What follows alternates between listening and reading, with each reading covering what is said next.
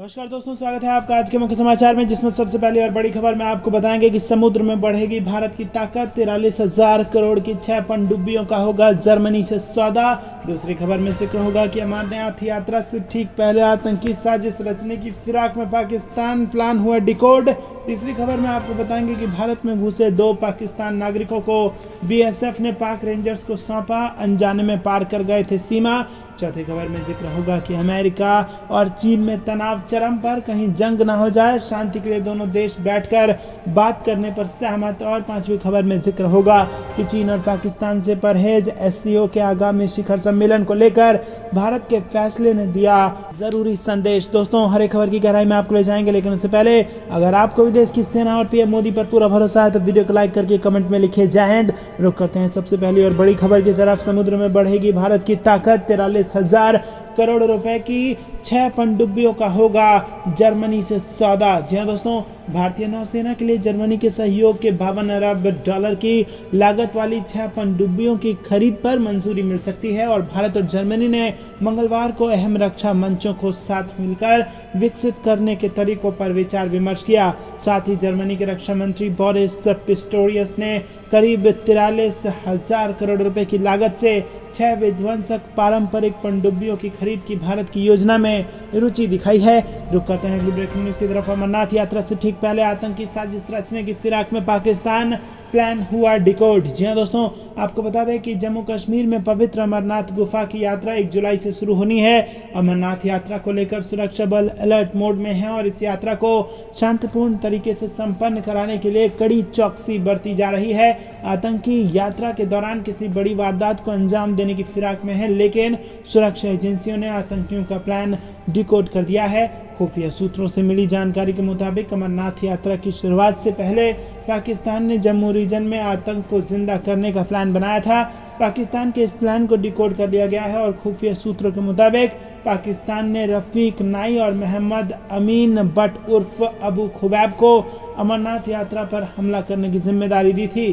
खुफिया सूत्रों की माने तो रफीक नाई और मोहम्मद अमीन बट उर्फ खुबैब को राजौरी के साथ ही पूंछ, पीर पंजाल और चिनाब घाटी में आतंक को जिंदा करने की जिम्मेदारी पाकिस्तान ने पहले से ही दी हुई थी। रफीक और खुबैब दोनों ही आतंकी पाकिस्तान में घुसपैठ कर जम्मू में युवाओं को ब्रेन वॉश कर आतंक के दलदल में धकेलने की नापाक साजिश में लगे हुए हैं। रुक करते हैं ब्रेकिंग न्यूज की तरफ। भारत में घुसे 2 पाक नागरिकों को बीएसएफ ने पाकिस्तानी रेंजर्स को सौंपा, अनजाने में पार कर गए थे सीमा। जी हाँ दोस्तों, अनजाने में अंतर्राष्ट्रीय सीमा पार कर भारत में प्रवेश करने वाले 2 पाकिस्तानी नागरिकों को पाकिस्तान रेंजर्स को सौंप दिया गया है। सीमा सुरक्षा बल ने मंगलवार को जानकारी देते हुए कहा कि जवानों ने पंजाब के तरन जिले के नौशेरा ढल्ला गांव के पास भारत में घुसने के बाद पकड़ लिया। पूछताछ के बाद पता चला कि सबीब खान और मोहम्मद चंद अनजाने में सीमा पार कर गए थे। और बयान में कहा गया है कि कुछ निजी सामान और 1,000 रुपए की पाकिस्तानी मुद्रा के अलावा उनके पास से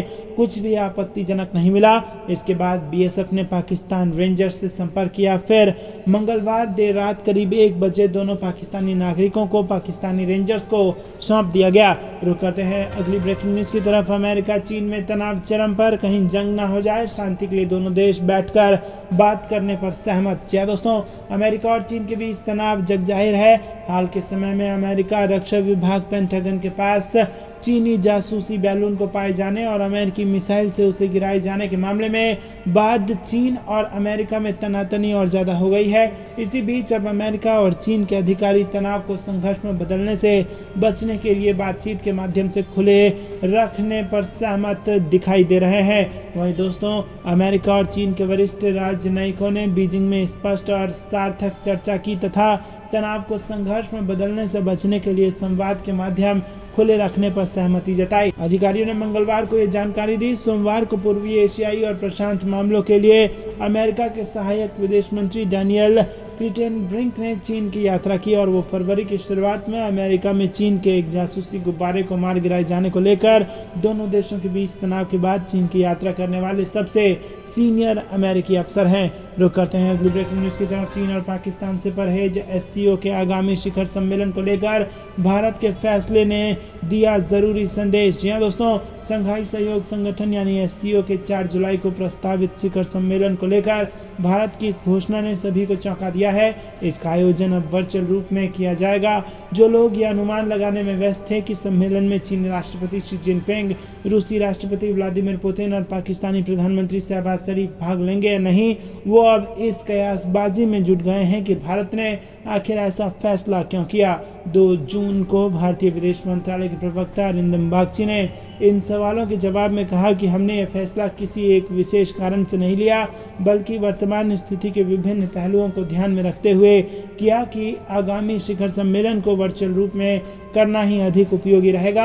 हालांकि इस घोषणा से पहले ऐसे समाचार आए कि इस शिखर सम्मेलन के लिए नई दिल्ली के प्रगति मैदान में निर्माणाधीन अंतर्राष्ट्रीय कन्वेंशन हॉल को समय रहते तैयार रखने के प्रयास चल रहे थे। विकल्प के तौर पर राष्ट्रपति भवन के सांस्कृतिक केंद्र में इसके आयोजन की संभावना की भी चर्चा थी। रुक करते हैं अगली ब्रेकिंग न्यूज की तरफ। 2024 से पहले बीजेपी की बड़ी तैयारी, कई राज्यों के प्रभारी और अध्यक्ष बदलने पर मंथन। जी हां दोस्तों, देश में होने वाले आगामी विधानसभा चुनाव को लेकर बीजेपी मुख्यालय में मंथन जारी है। इस बैठक में केंद्रीय गृह मंत्री अमित शाह, राष्ट्रीय अध्यक्ष जेपी नड्डा समेत कई लोग मौजूद थे और इसको लेकर पिछले 2 दिनों करीब 10 घंटे तक बैठक चली और इस बैठक में आगामी विधानसभा चुनाव की तैयारियों और सांगठनिक मुद्दों पर चर्चा हुई। बैठक के संगठन में खाली पदों को भरने, सरकार के 9 साल के चल रहे कार्यक्रमों की समीक्षा और 5 राज्यों के विधानसभा चुनाव और लोकसभा चुनाव की तैयारियों पर चर्चा की गई। इसके अलावा प्रदेश अध्यक्षों के बदलने को लेकर भी चर्चा की गई। आने वाले दिनों में कुछ और बड़ी बैठकें होंगी। कुछ महत्वपूर्ण राज्यों के प्रदेश प्रभारी और प्रदेश अध्यक्ष भी बदले जा सकते हैं और इस बैठक में गृह मंत्री अमित शाह, बीजेपी अध्यक्ष जेपी नड्डा, संगठन महासचिव बीएल संतोष और महासचिव सुनील बंसल और उपाध्यक्ष सौदन सिंह मौजूद थे। रुक करते हैं अगली ब्रेकिंग न्यूज की तरफ। जिसे भी शक है दिल्ली जाकर देख लो भारतीय लोकतंत्र, पीएम मोदी के दौरे से पहले बोला अमेरिका। जी हां दोस्तों, अमेरिकी राष्ट्रपति जो बाइडेन और प्रथम महिला जिल बाइडेन के निमंत्रण पर प्रधानमंत्री नरेंद्र मोदी 22 जून को अमेरिका जाने वाले हैं। इससे पहले व्हाइट हाउस ने सोमवार को भारत के बारे में एक बयान जारी किया। भारतीय लोकतंत्र पर सवाल उठाने वालों को करारा जवाब देते हुए अमेरिका ने कहा है कि पीएम मोदी के शासनकाल में भारत में एक जीवंत लोकतंत्र है और अगर किसी को भी इस पर शक है तो वो नई दिल्ली जाकर खुद इसे देख सकता है। व्हाइट हाउस ने भारत में लोकतंत्र की चिंताओं को खारिज कर दिया। व्हाइट हाउस का बयान ऐसे वक्त में आया है जब राहुल गांधी अमेरिका के न्यूयॉर्क शहर में मोदी सरकार पर बरस रहे हैं। इस बीच व्हाइट हाउस के प्रमुख जॉन किर्बी ने सोमवार को संवाददाता सम्मेलन में इस सवाल के जवाब में कहा कि पीएम मोदी के शासनकाल में भारत में एक जीवंत लोकतंत्र है और कोई भी जिसे इस बात का शक है वो नई दिल्ली जाकर इसे अपनी आंखों से देख सकता है। दोस्तों रुक करते हैं अगली ब्रेकिंग न्यूज की तरफ। यूपी में भूमाफिया पर और सख्त हुए सीएम योगी, अधिकारियों को दिए निर्देश, लोगों की भी सुनी समस्याएं। जी हां दोस्तों, उत्तर प्रदेश के मुख्यमंत्री योगी आदित्यनाथ ने मंगलवार को गोरखनाथ मंदिर परिसर में जनता दर्शन के दौरान करीब 500 लोगों से मुलाकात की और उनकी समस्याएं सुनी। इस दौरान सीएम योगी ने लोगों की समस्याओं के जल्द समाधान का आश्वासन दिया।